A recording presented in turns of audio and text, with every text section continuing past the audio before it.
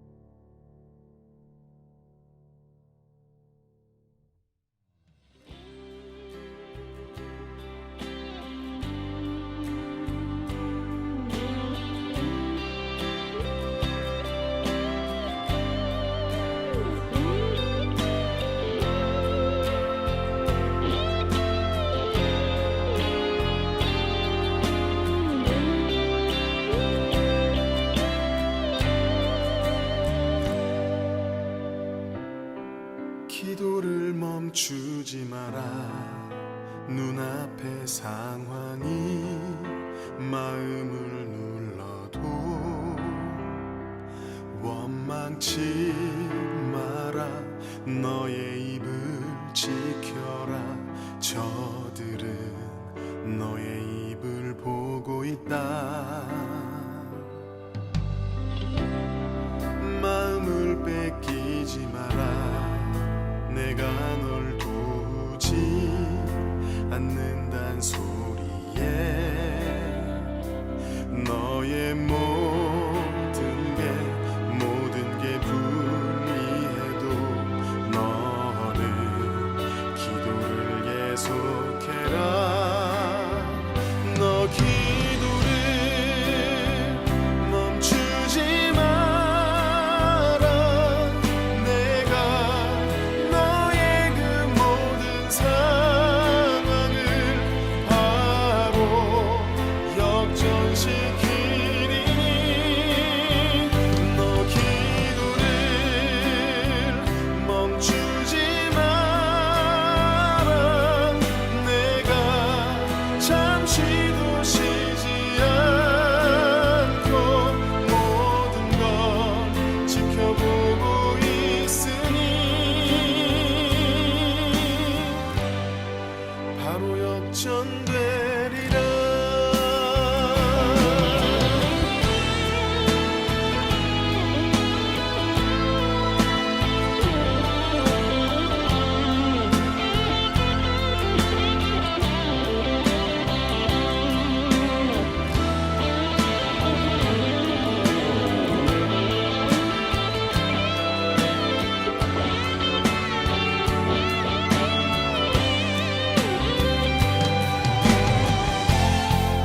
저들의 힘이 너를 압도해도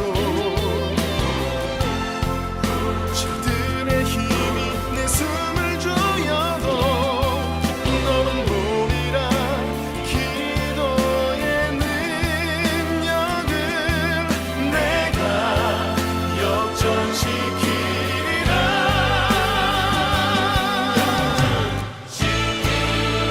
너 기도를 멈추지 마라.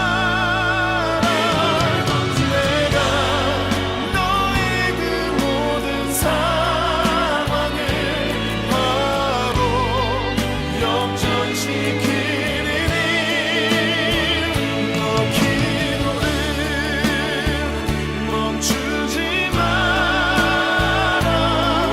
내가 잠시도 쉬지 않고 모든 걸 지켜보고 있으니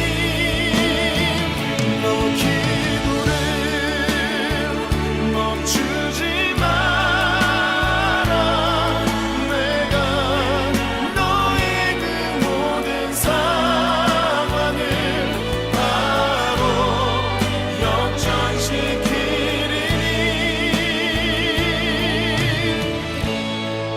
바로 역전되리라. 바로 역전되리라.